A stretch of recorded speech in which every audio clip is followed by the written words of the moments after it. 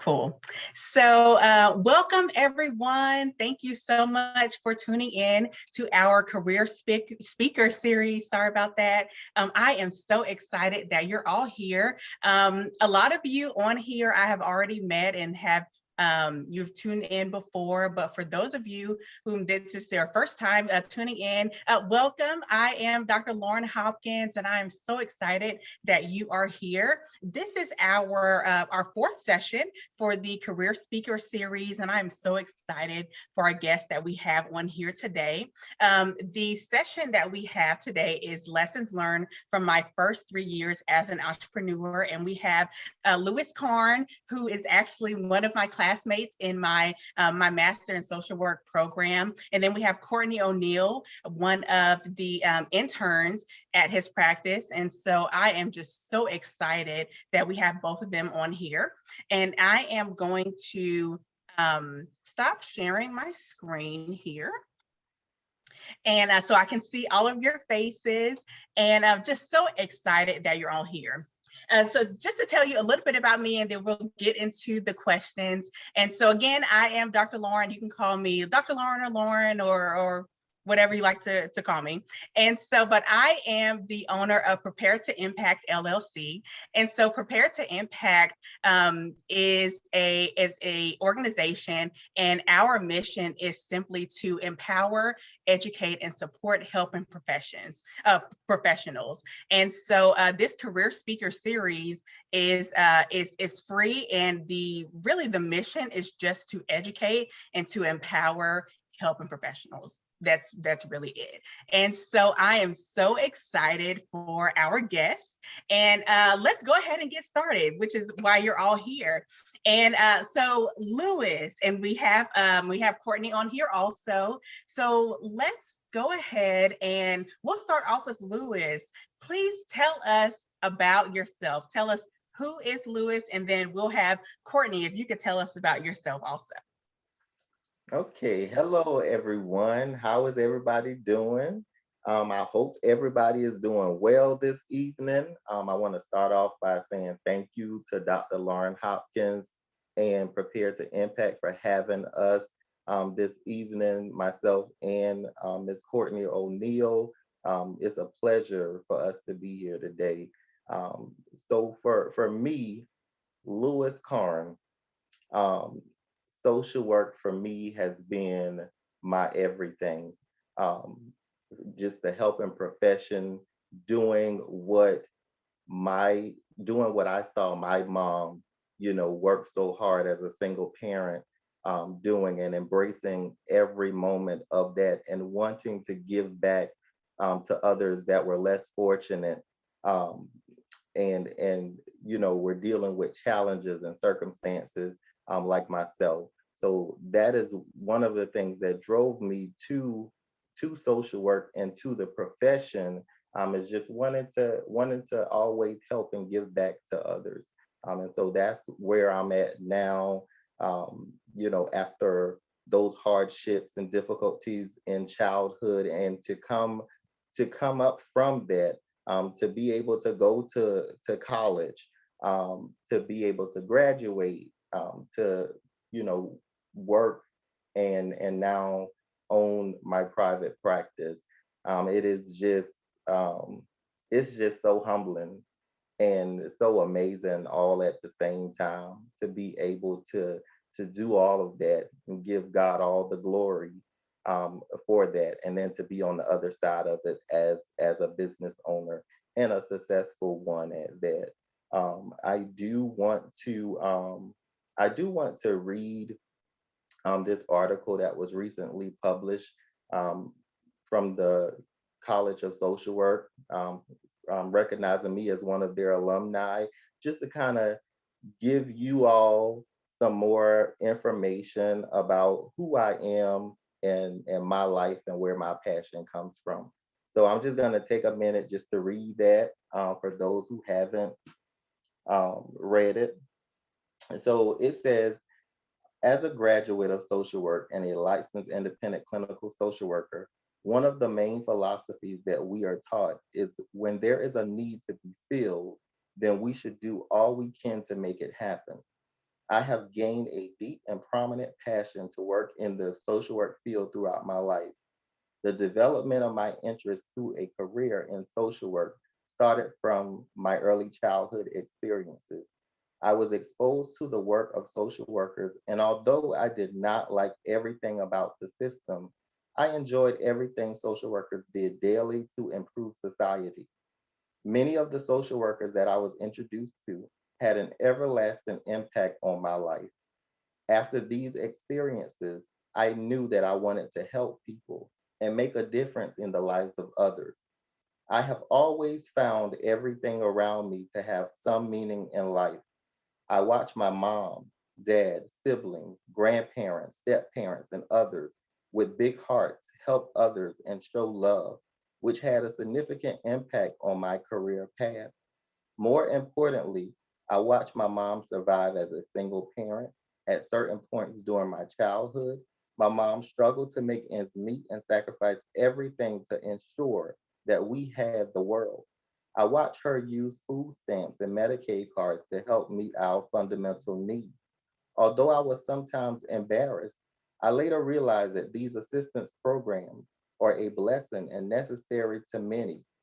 I watched my mom take my cousins into her home so that they would not enter the foster care system. She exemplifies a great person with a giving and caring heart. I remember many times as a child questioning why some had more than others, why people would not share, and if I were rich, how I would never stop giving back to those less fortunate. I always knew there was something unique about me when I would see the homeless, oppressed, and other populations facing hardships. I immediately got emotional, cried, asked questions, and wanted to help them better their situation. I never wanted to see anyone hurt, less fortunate, or treated in any way that was not equal to others, and wanted to see the best in others even when no one else did. We deserve to be loved and cared for the same, no matter the race, the gender, class, or sexuality. We are all in this together. I was determined to get out of poverty, fight the odds, and not be a product of my environment. I wanted to help other young people in similar situations understand that you can go from the bottom to the top. In my life, I have been blessed to accomplish some of my goals, be successful, remain humble, and give back to people in everything I do. No matter my choices, people and their needs will always come first on my agenda. I believe that you must use yourself in every aspect as a social worker, not only as a social worker, but as a human being. You must be willing to give and share with others and sacrifice some of your own needs and wants for the best of others. The use of self requires one to possess all the skills, values, and work ethic of a social worker to promote the highest degree of assistance to all. And this ensures the betterment of others and motivates and inspires me to continue this journey every day. And this is why I am proud to be a clinical social worker and owner of Tri Counseling Services, because this is how I can help others that may not have a voice. This is how I can ensure that others are listened to, understood, cared for, and respected in all ways possible. So that just, sums everything up, for me as it relates to my journey, as it relates to why I do the work that I do and why I am so passionate, about everything that I do. Oh, that is so wonderful. And thank you very much for sharing that article with us. I appreciate that. And sharing your story too.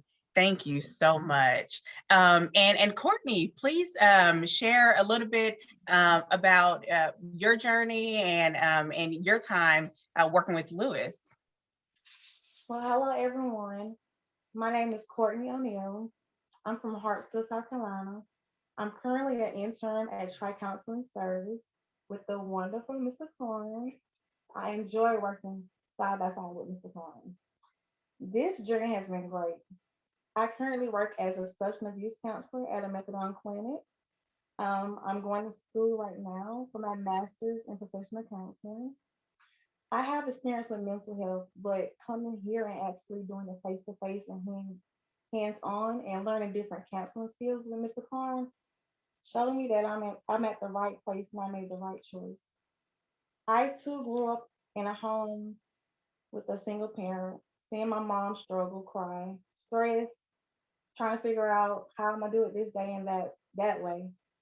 Also made an impact on where I'm at today. Oh, that's awesome. Well, I am, and thank you very much for sharing. You're welcome. You're welcome.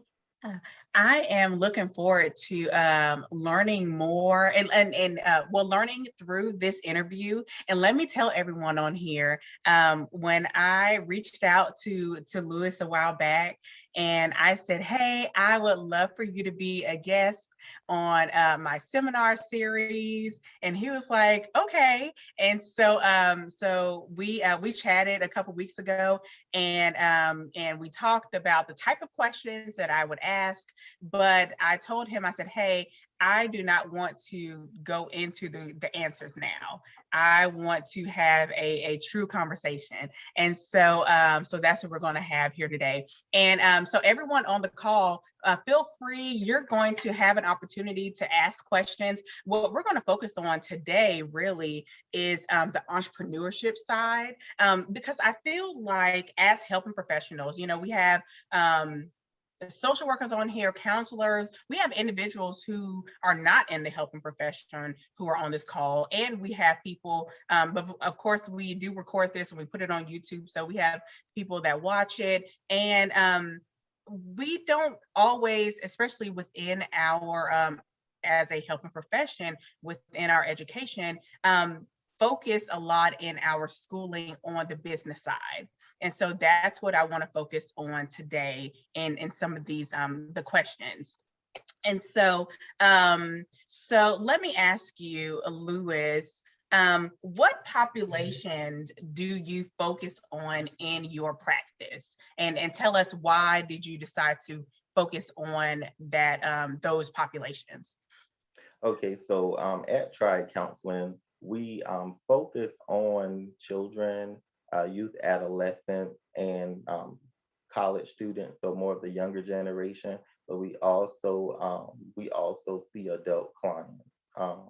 One of the reasons that we focus on that area is because that is an area that is near and dear, as a population that's near and dear to me. But that's one of my specializations, and the area or the population that I have the most experience in.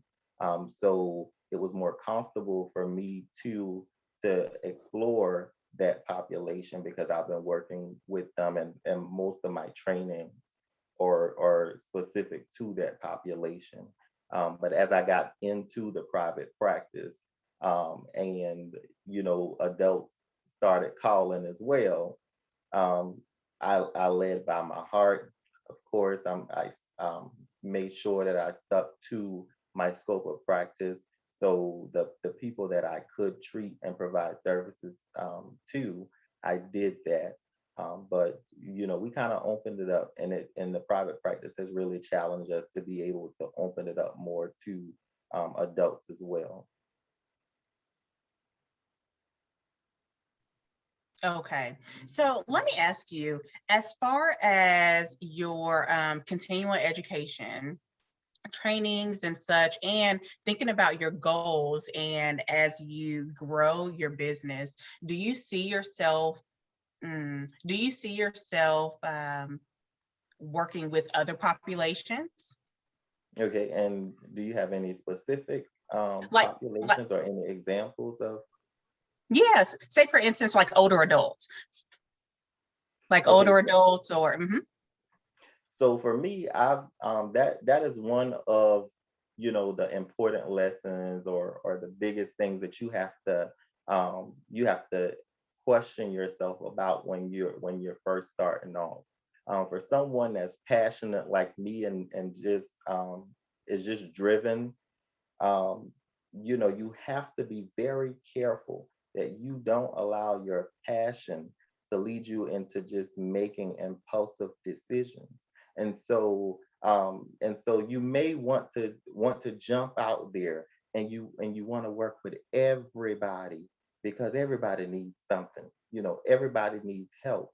But that's where you have to caution yourself, and you have to look at those populations that you can work with and that you will work with. And you have to be very true. You have to be very honest about that. I think as social workers, especially, we want to do everything for everybody and be everything to everybody, and not just social workers, people in life in general. Sometimes you just have to say no. It's not for me.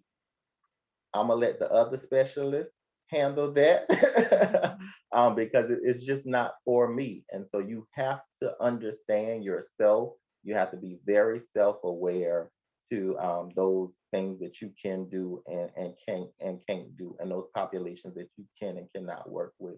Medicare insurance was the insurance that I knew served a lot of the elderly population. I am not panel with Medicare because I didn't see that as a population that I wanted to focus on. I felt that there were some experts already in the field that were doing a really, really good job with that. And so what I have done to not disrespect or to discriminate is I've collaborated with those professionals in the community.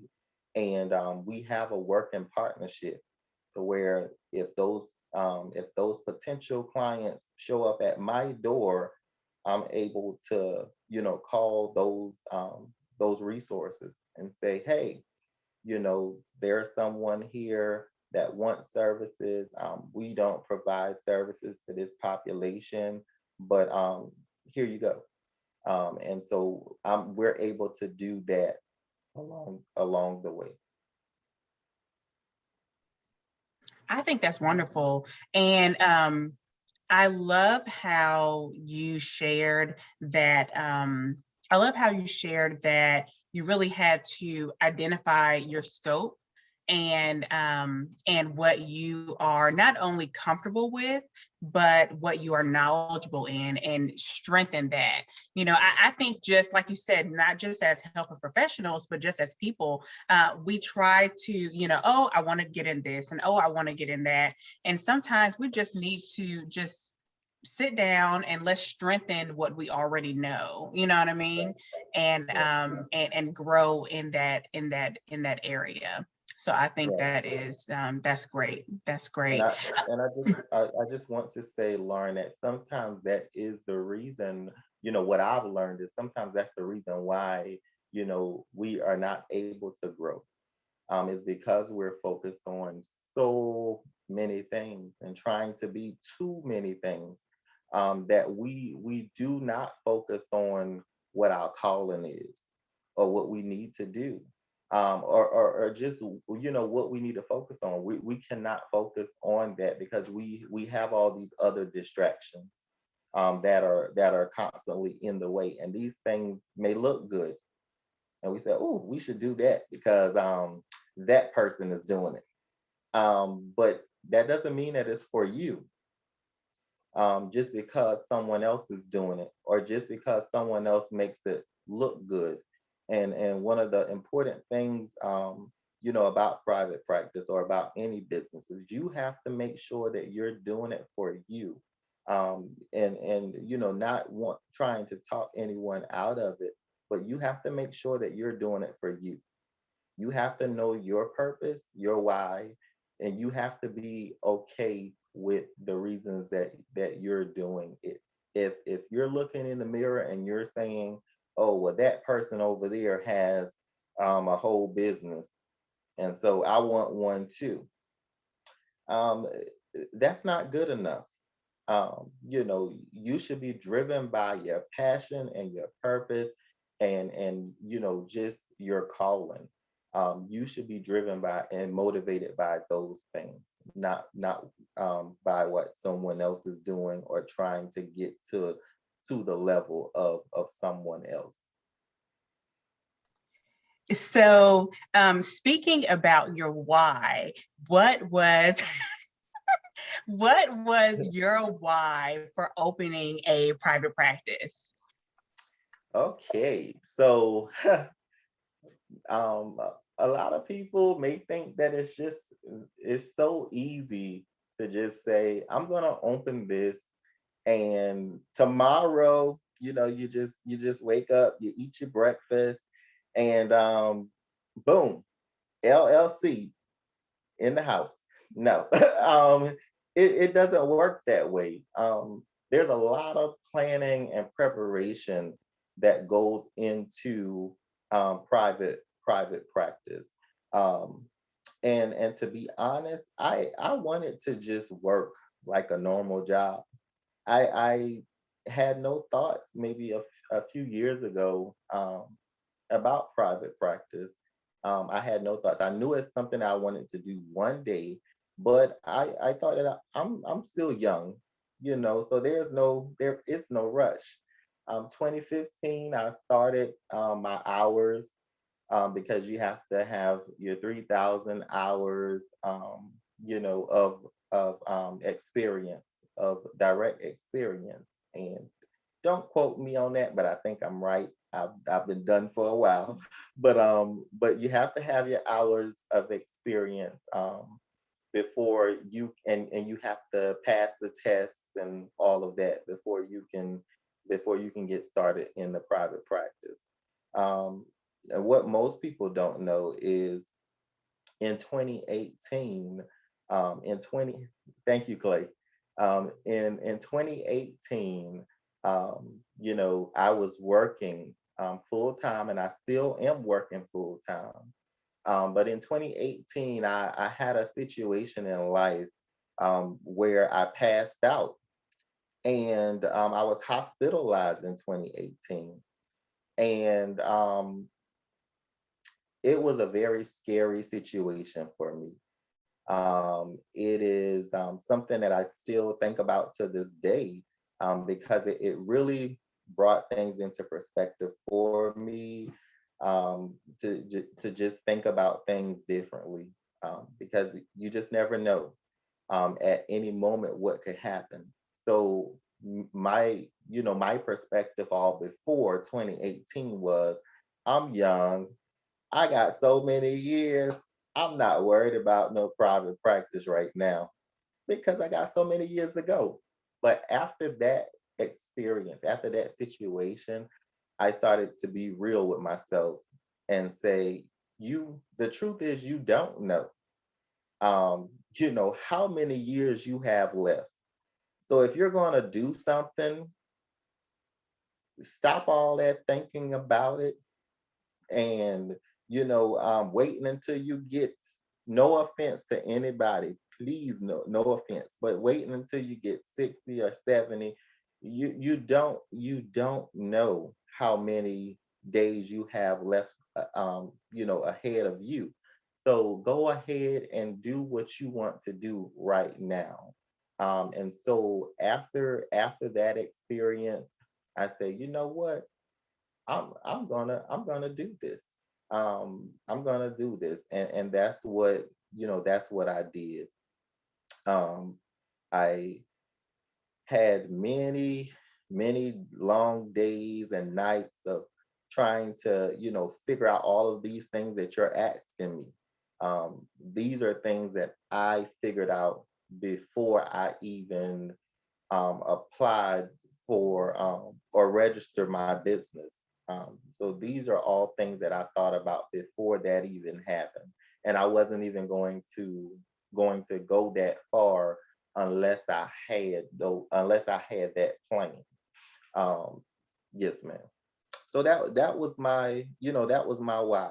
Um, and of course, wanting to help and wanting to give back. I just didn't know that I would be doing it that soon. And I know some people talk about getting laid off or this situation or that situation with finances and things happening that drove them into private practice or into business, but none of those things happened for me. It was just specifically that moment where I said, I can't wait on this. This is something that I've always wanted to do, but because I don't know, when life ends, let me go ahead and do this right now while during this time where I know that, I'm still here. I'm still here. I'm still breathing. Let me do it right now. Right. That's awesome.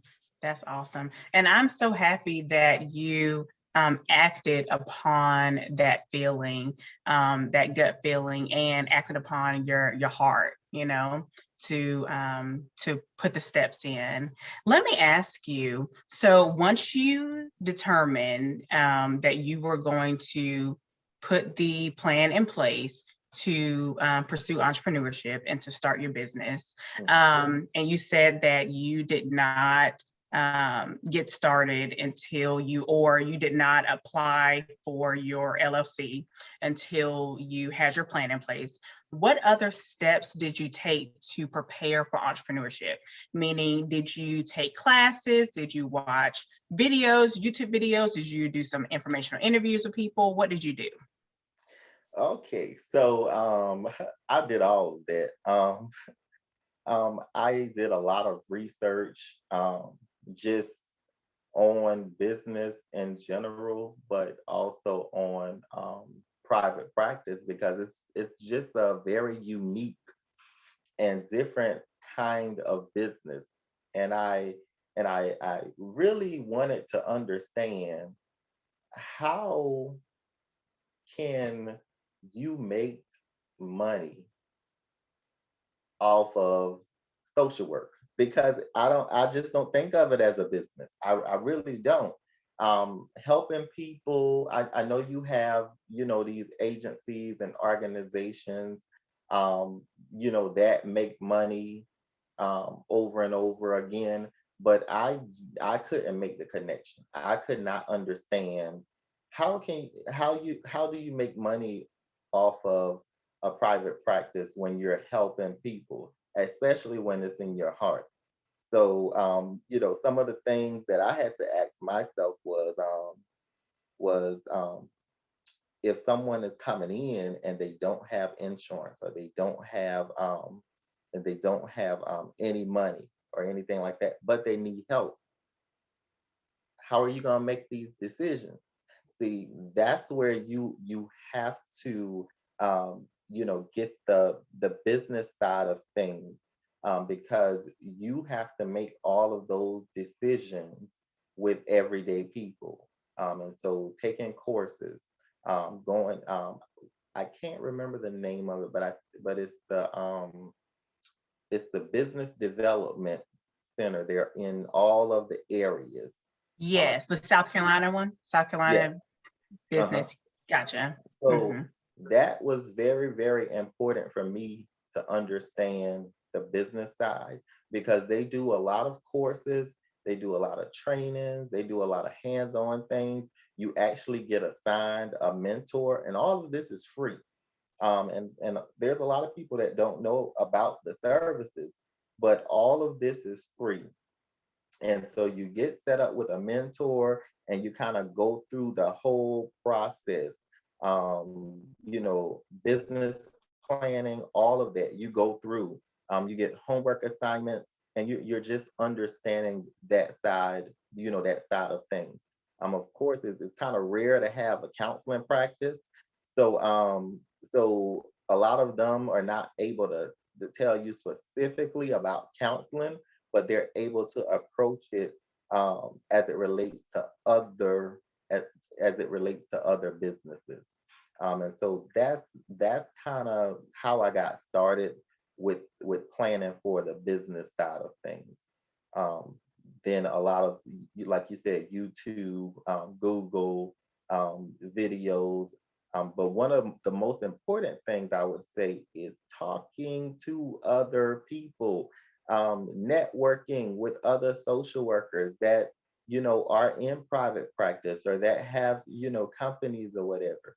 You want to network with those people. You want to network in your community, or where you're even thinking about starting services, because you need to know if there is a need for what you're doing.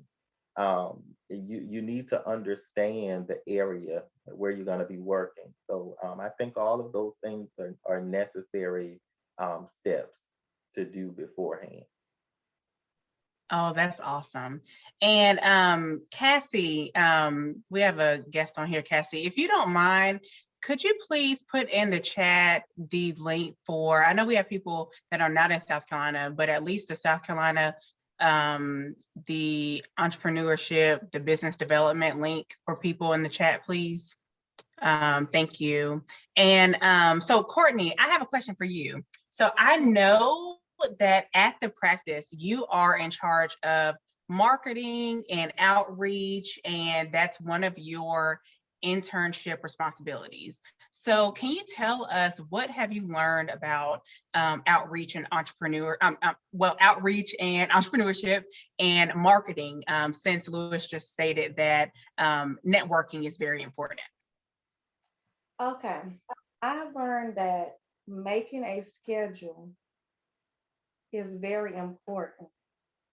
You have to make phone calls, make sure this professional, our teacher, our medical professional is available, because you don't want to just show up unexpected and they may not be able to see me at that time. So I try to respect them and I'll call first and make sure that I can come at a certain time, whatever their availability is. I also make sure I communicate with Mr. Carn because he knows the area very well. So I get to learn different areas. I get to meet new people. I get to meet new students, medical professionals, in different areas, around here. I enjoy it because I learn something new every day. I learned that there's, different types of things that people may need. And Mr. Carn always tell me, come back to me and we communicate and we get the referral process started at any time that we have to. Also, I learned time management, that I have to manage my time because some people may want to spend more time with you longer than someone else may be.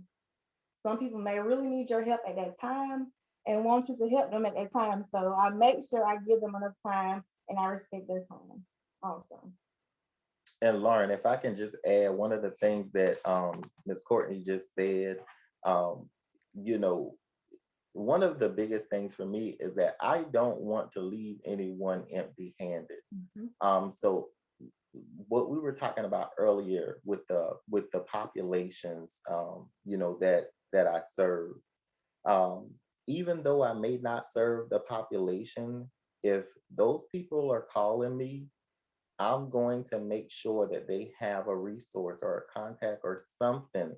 So what she is doing with the advocacy and with the marketing outreach side of things is very important because it allows me to continue linking people to, the necessary resources and support.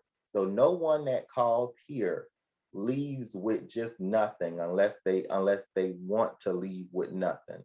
I'm always going to ensure, and her as well. We're always going to ensure that people are leaving with something. And what I've found is that when you do that, you get a call next week, 2 weeks, 3 weeks. Hey, such and such told me about you. You couldn't provide services for them, but they told me about you and they told me how genuine and caring you were. And so I really want to work with you. And so it generates business just by doing those simple things. Oh, that's awesome. That's awesome. Thank you both so much. So I have another question related to preparation for entrepreneurship.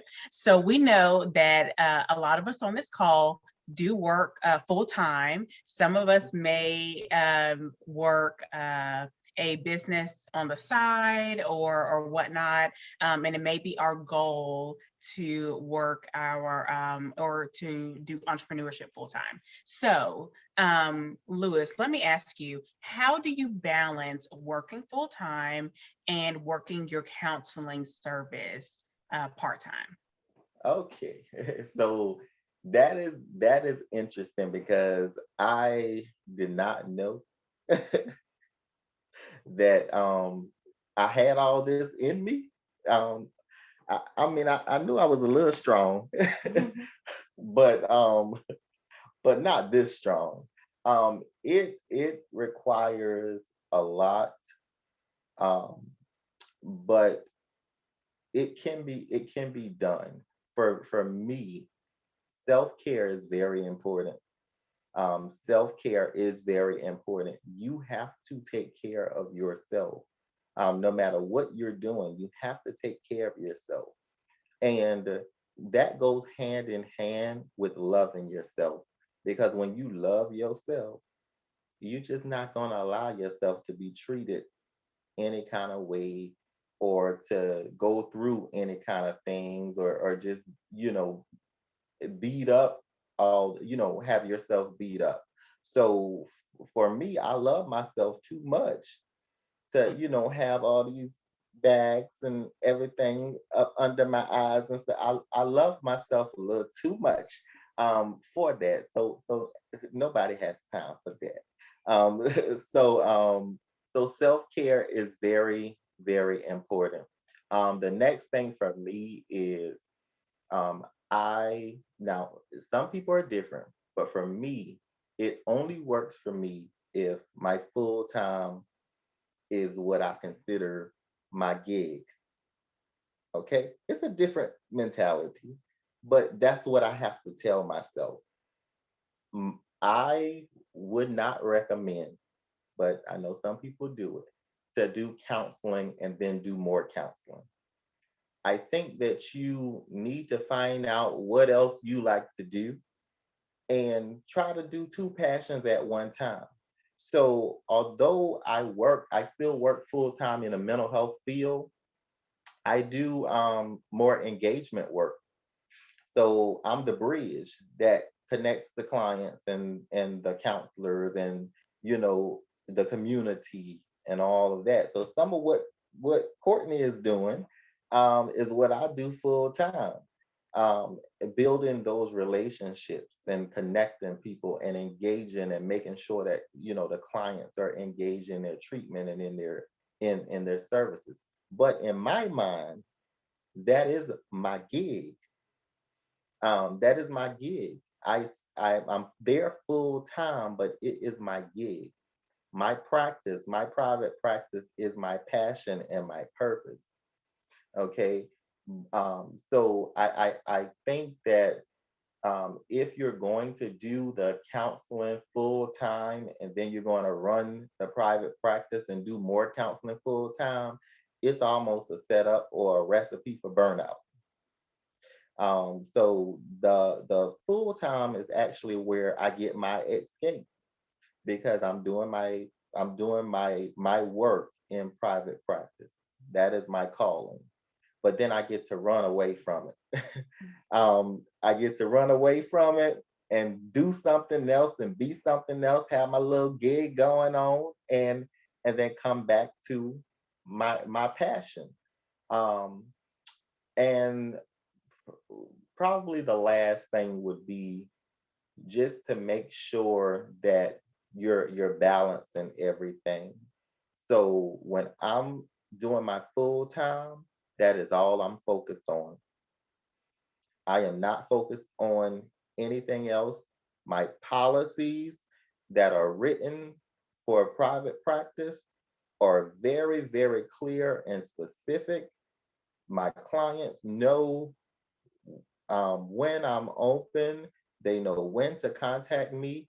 We have crisis plans and emergency plans so that they can utilize other resources, and not me. What I don't want to be is an enabler. So everything that I build is going to be the opposite of enabling. So I, try to make sure that my clients are set up, for self-sufficiency. I want them to be able to call those people that they need to call when they need support, so that they won't have to call on me all the time. That allows me to be, on a full-time job, because I know that they can take care of themselves. I'm just the man with the skills, and with the license, but they can take care of themselves. It makes it so much easier for me to do what I need to do in other places. Wow. Lewis, you just dropped so many gems. Oh, You really did. You did. So I love it. I love it. Look at you. So let me ask thank you a you. couple more things and then we're going to open it up to the Okay. group. I want to ask you a little bit more about marketing. Okay. So how do you market your services? How do you market your services to others? Okay. So, uh, in the beginning, where I started from, people, um, I'm not rich. Most of us aren't. So you have to do the best with what you have.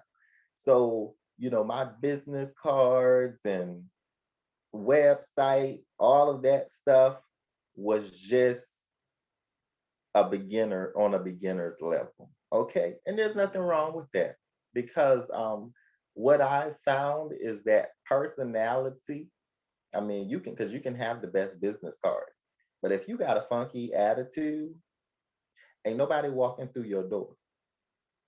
So, personality, attitude, how you treat people, your reputation is on the line every day.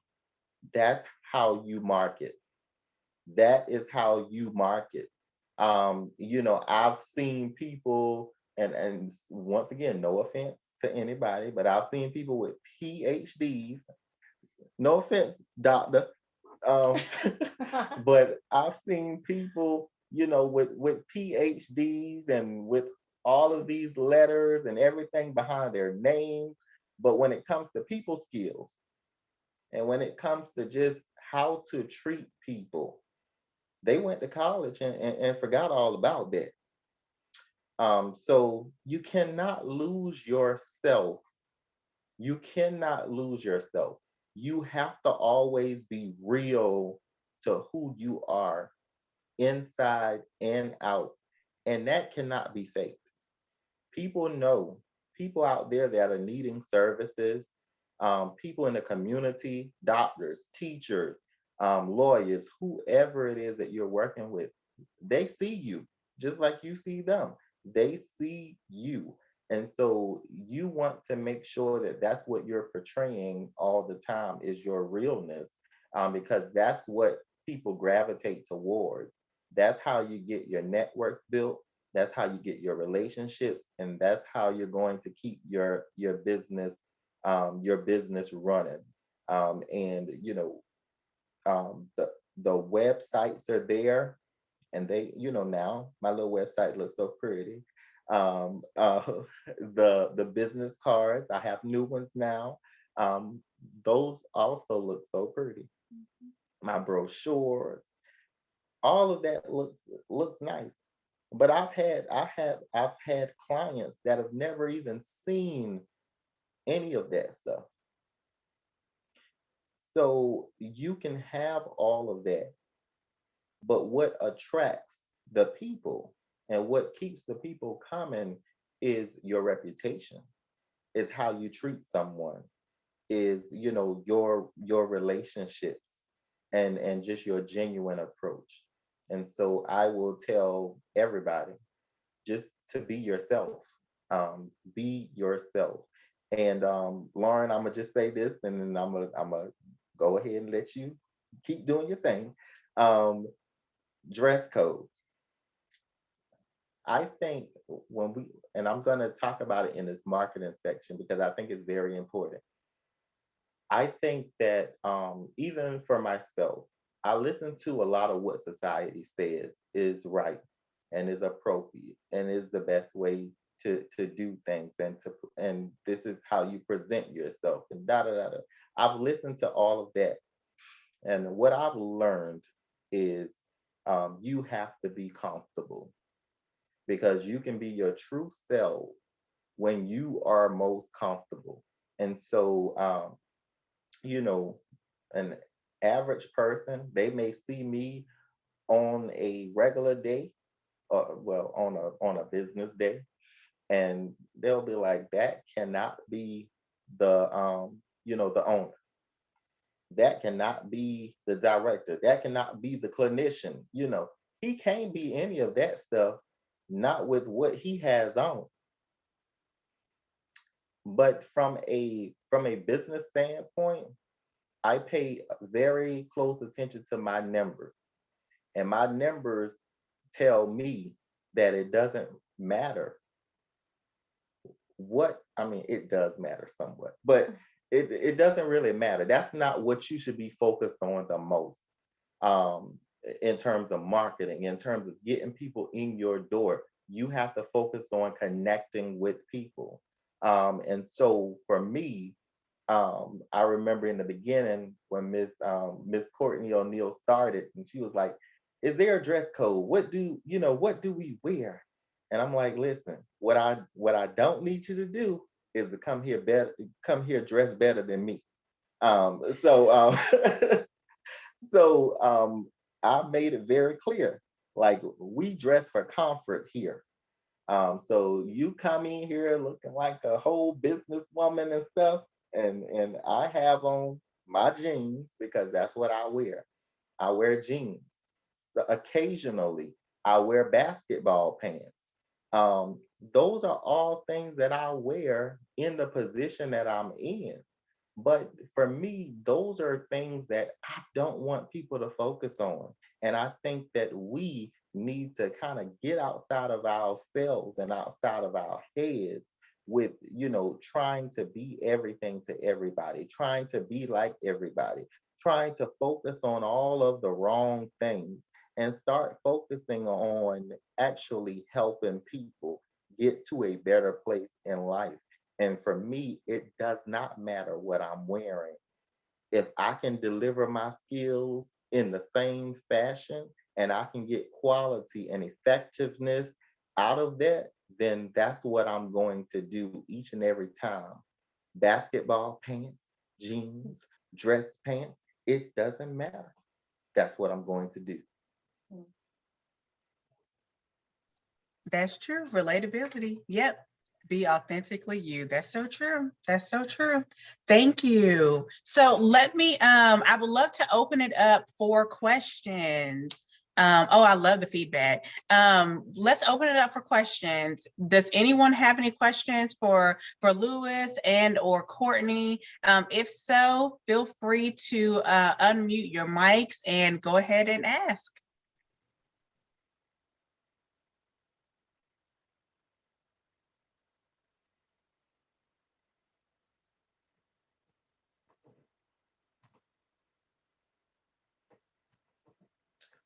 All right.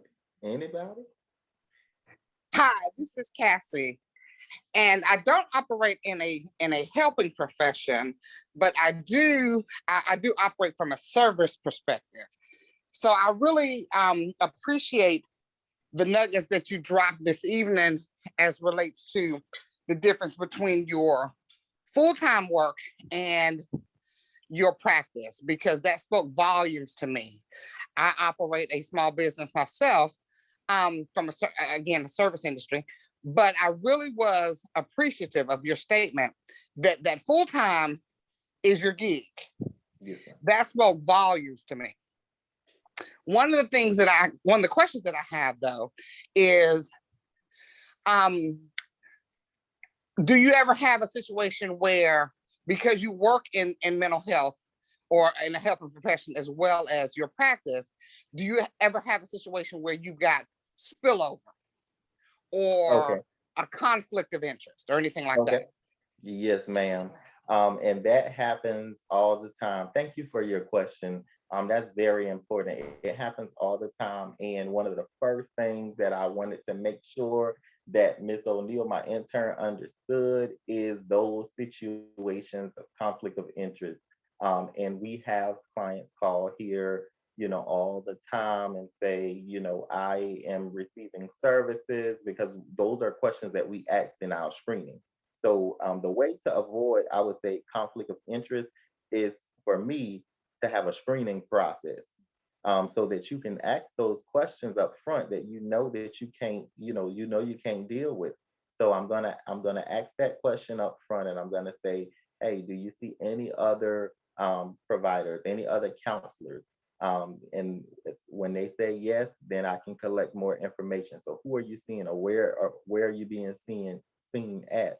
And once they tell me, the specific agency or the specific counsel in place, and I know that, I have a contract, with that agency, then I explain that to them on the front end. Well, I would love to provide services to you. Unfortunately, we're not going to be able to provide those services due to a conflict of interest, and clients may not always understand conflict of interest. So I'll just say we have a contract established with this agency that we're not able to provide services to any of their clients unless they've been discharged for 6 months or longer.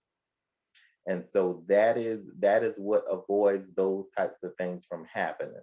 But you have to be upfront from the beginning and just let them know that. And as a business person, I'm gonna tell you, you get tempted if it's really about the money. You will get tempted because you see money, you just waving money goodbye.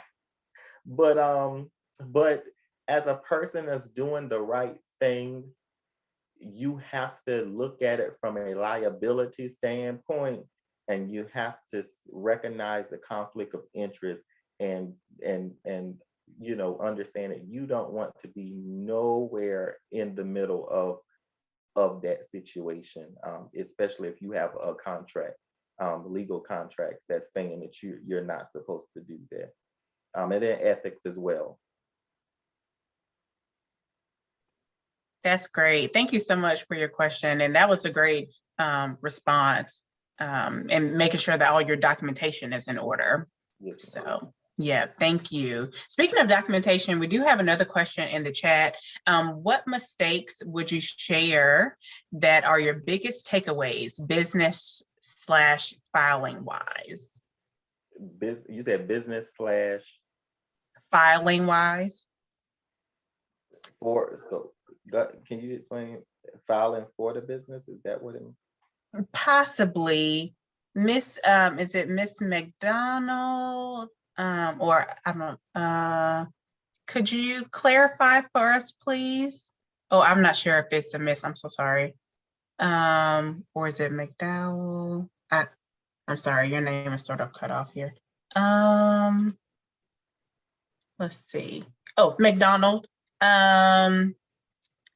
Let's see. So what mistakes would you share? Well, let's just say, what mistakes would you share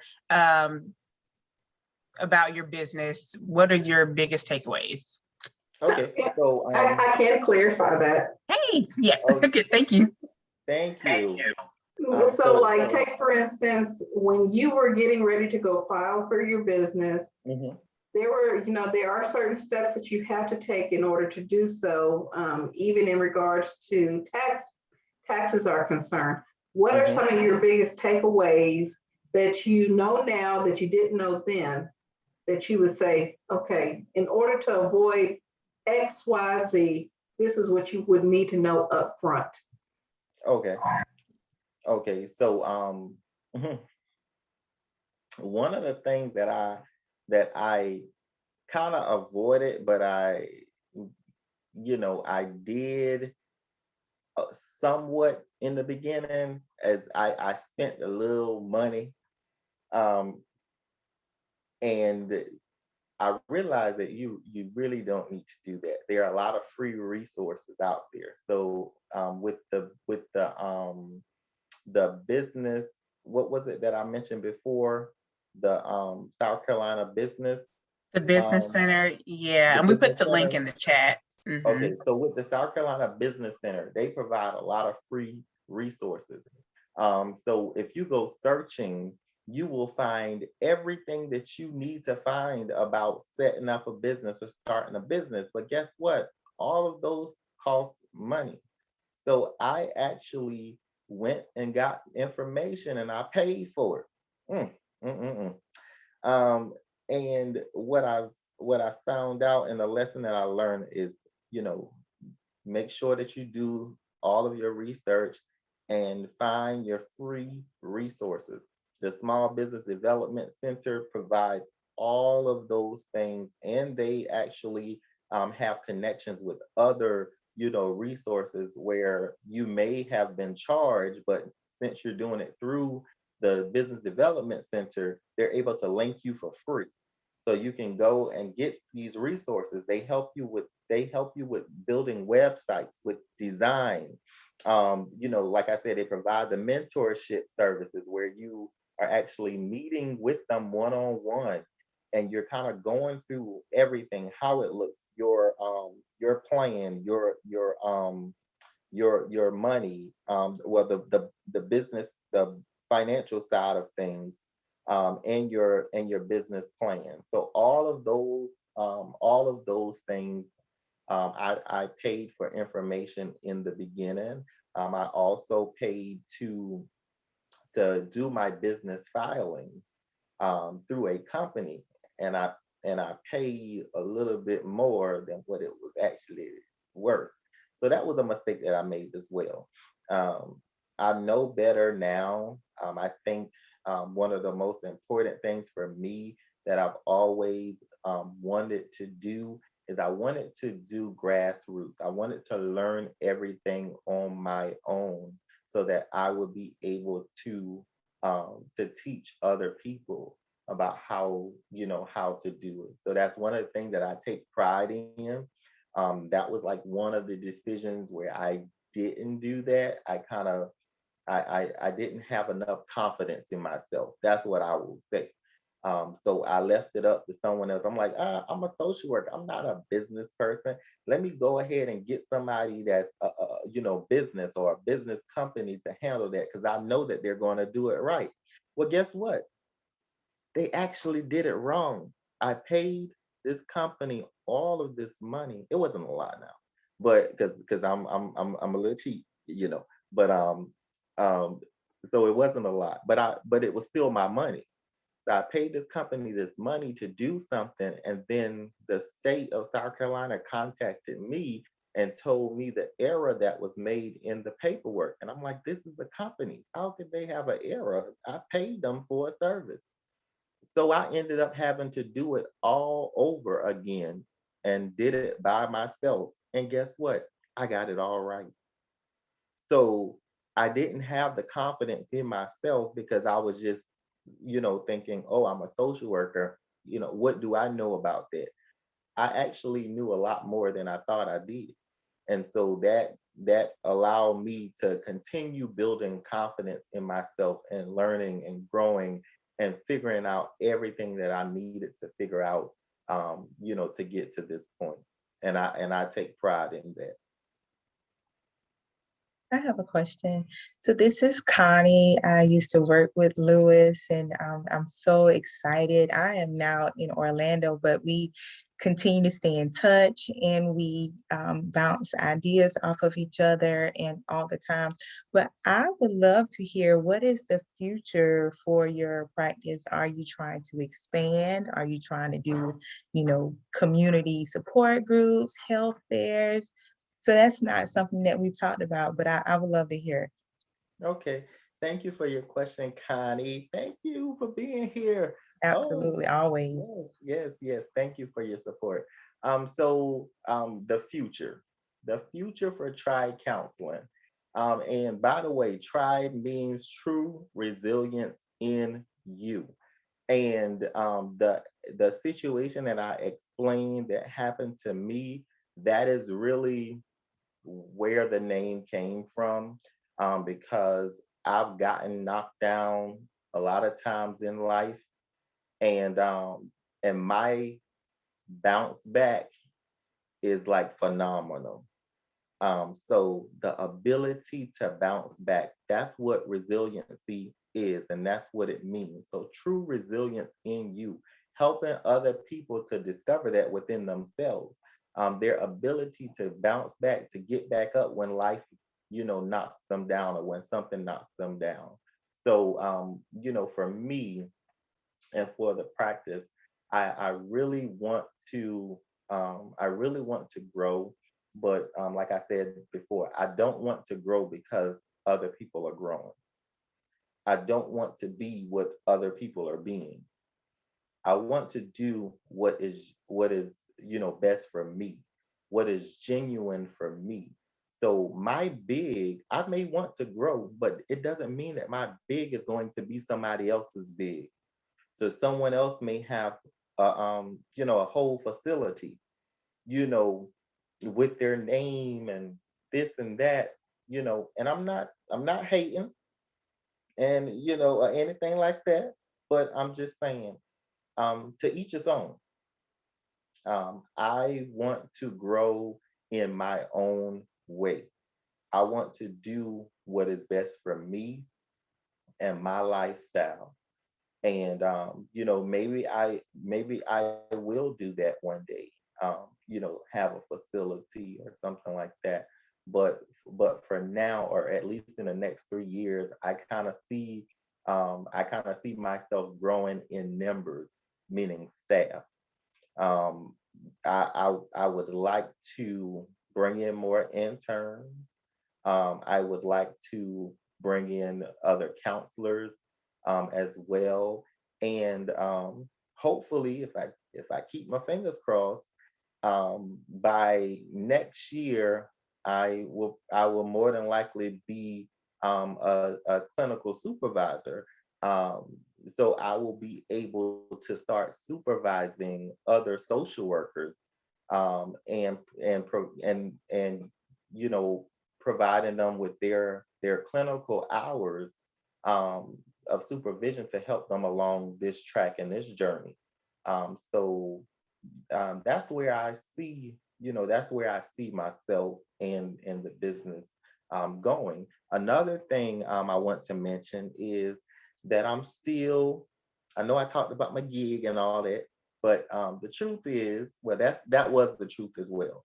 But the truth in the next 3 years will be, I am still on the fence about whether I want to do private practice full time or whether I always want to keep a gig. Um, and if I do decide to do private practice full time, then I think I would want a gig just for escape, but that gig may not have to be full time. That gig could be part time because it would support my lifestyle. So it's what works. What works for you, um, at the time. But yeah, in the next 3 years, that's definitely. Now, what God has in store, I can't speak on that. So if I'm gonna be in billboards and in magazines and have this big 2-story, look, that's something that God does. But for me, I'm just living my best life. Thank you. I'm just I'm just living my best life, right now, and doing what I can do to help others. That's awesome. Thank you so much. Do we have any final questions for Lewis or I do. for Courtney? Yeah, go ahead, Vanessa. Hey, Vanessa. This Hey. is one of our classmates also. Go ahead. So my question, well, first I want to say, keep doing great, Lewis. I'm proud of you. Your resilience is a true testimony to me. It helped me open my eyes to things that trigger me with my mental wellness. So my question is, what's a key strategy that you use to prioritize your mental wellness? Like with your business and then your gig? Okay, so for me, it's just family, friendship, music, all of that kind of stuff. I would say the thing that you love the most, the things that are near and dear to you, um, no matter what little high horse I get on, those are the things that can bring me back down. You always want to have, please don't surround yourself with yes people. That is the biggest mistake that you will make. If you have friends around you, and I mean, I get called a bad friend sometimes because I say no. But it's good, it's okay. Do not surround yourself with yes people. If you have people around you that are afraid to tell you no, you might need to start reassessing those situations, because you need some no people around you. So that is the biggest strategy for me. Is always surround myself with people and things that can bring me down, because sometimes you do want to go and you want to do this or do that, and you're really not thinking clearly, and sometimes you start looking at other people, because I mean it's life, it's what we do. You start looking at other people and you say, I wish I had that. But you need people to tell you that you don't need that. You just need to continue being yourself. Yes, people will tell you that you need that and to go after that because the Jones have it. That's what yes people would do for you. So yes, people will have you around here being fake and phony. Um, know people like family, friends, people that love and care about you. If you have the right know people, then those people are going to be straight up with you, and they're going to keep you grounded, and that is all the self-care that you need, because as long as you're grounded, you're going to be true to yourself. Gotcha. and, Thank and you. also, I'm sorry, like I said earlier, love yourself enough Mhm. to practice and maintain self-care. Take care of yourself, because if you don't take care of yourself, no one else will. And just remember my situation, Mhm. you know, passing out. It wasn't from a work situation or burnout or anything like that. But just remember, with my situation, you start to look around and you say, "Whew, um, I'm in the hospital," and you start to count on your fingers and your toes and stuff, and you say, "Wait a people." Um, Mhm. you're those some of those people are not going to be there. They're not going to be around. So you can't spend all that time trying to focus on everybody else. You have to focus on you. You have to take care of yourself. So you're always in a position to give, to help, to embrace, the things that you want to do and what you want out of life. Thank you. Yeah. Yeah. I'm working on that now. So thank you for that. You're welcome. Mm. How wonderful. Thank you so much. Any other questions? No? Well, in case you do have any questions for Lewis or Courtney, before we end, I am going to share their contact information. I do have just a final question for Courtney and for Lewis, and then I'm going to let you go. My last question for Courtney is, now that you've seen firsthand the business side of a private practice, what are your thoughts on owning a private practice? Well, me and Mr. Carn have different conversations about that. I'm still in the stage of trying to figure everything out. My main thing is making sure if I decide to do this, I'm making sure I'm passionate enough to do that.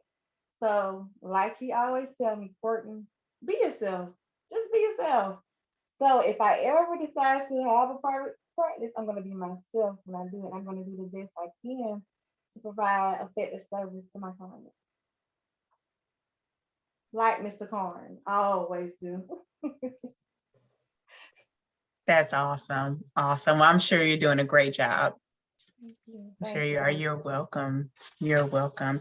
And Lewis, you have just dropped so many gems, and I'm so happy that you were able to just share with us and share your knowledge and your experience with our group. So thank you very much. Let me ask you just what is one suggestion that you have for people who are interested in owning a business or people who currently own a business? And they don't have to be in private practice. You already know that we have people who are not in the helping profession, but just people who are interested in entrepreneurship, just a suggestion that you have for them. Okay. So, one of the things is to just make sure that you have and you don't have to have a full-time attorney. Make sure you have an attorney. Make sure you have an accountant. Some kind of business consultant in that same business or field. Make sure that you have those three things. Everybody knows about that IRS. So you need your accountant. You definitely need your accountant for from the beginning to the end. Like I said, you don't have to have a full-time accountant, but you do need an accountant that you can consult with regularly. An attorney, you don't have to have a full-time attorney, but in terms of my policies, documents, all of that legal stuff, going through the social work, guidelines and policies and stuff in the state, and just making sure that I have all of those things. You want to have an attorney that is skilled in that, to be able to look over that and make sure that you're having people sign things that are not going to come back and and harm you. The last thing was the business consultant. Just make sure that you have someone that you can call on, because there's gonna be times where yeah, you're gonna pull, I only have a little bit, but you're gonna pull that little bit out. And so you want to make sure that you have someone that you can call on and talk to about things. I remember one of the mistakes that I made, which was I billed, and this is probably going too much into detail, but I billed an individual and a family session on the same day because I thought you could. Well, the private practice world, we operate up under a different manual than community setting. So in mental health, we operated off of the community manual. And in that manual, you could bill those services on the same day. But in private practice, you're only able to bill one service at a time. So the lesson that I learned was I got denied for that second service, and so that was money. I provided the service, but I couldn't get paid for it. So that was one of those situations where I had to consult with another clinician that has been a mentor for me, and just kind of say, well, what is all of this about, and then contact insurances and get more information. And you're gonna learn along the way. You're gonna make mistakes. As long as you make sure that you're doing things the right way, the mistakes that you make may hurt you a little, but it's better to make those little mistakes and learn and grow from it than to have to shut your whole business down for these growth mistakes. Wow. Thank you so much, Lewis. This has been amazing. Amazing. I have learned so much from you, and I am sure everyone else has also. Thank you, thank you, thank you. I know we have run over our time a little bit. Wow. Let me go ahead and just Yay! Let me go ahead and share this with you guys real quick so I can just share with you what's coming up. And Lewis, I just can't share, I can't tell you enough. Thank you so much. Give me just a sec. Thank you. Thank you so much for having us. I appreciate, everything. I appreciate everyone joining. Just thank you so much. And one of my little mottos is progression, not perfection. So I always tell my clients and my parents this: what we are striving for is progression, not perfection. So take that. Awesome. Thank you. Thank you. And thank you for that information. Thank you. So we have Lewis's contact information there. We have Courtney's contact information. If you want to connect with them, you can contact them via email or on LinkedIn. So feel free to screenshot that if you like. And then next we have the next seminar is on, oops, sorry about that, guys. The next seminar is going to be on July 13th. At 7 o'clock, we're going to have Kristen Powell coming on. She is the Client Services Manager at Palmetto Place in Columbia, South Carolina. And we're going to be talking about identifying and strengthening your niche. And so I am very excited. Kristen has an amazing career journey.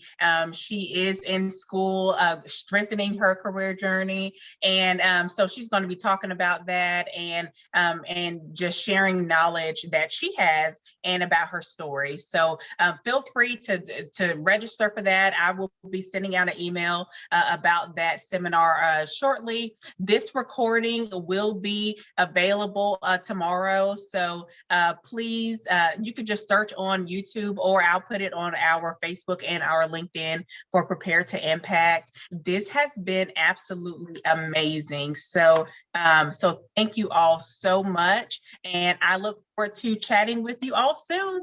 All right. Thank you all. I will see you later. All right. Thanks. Bye.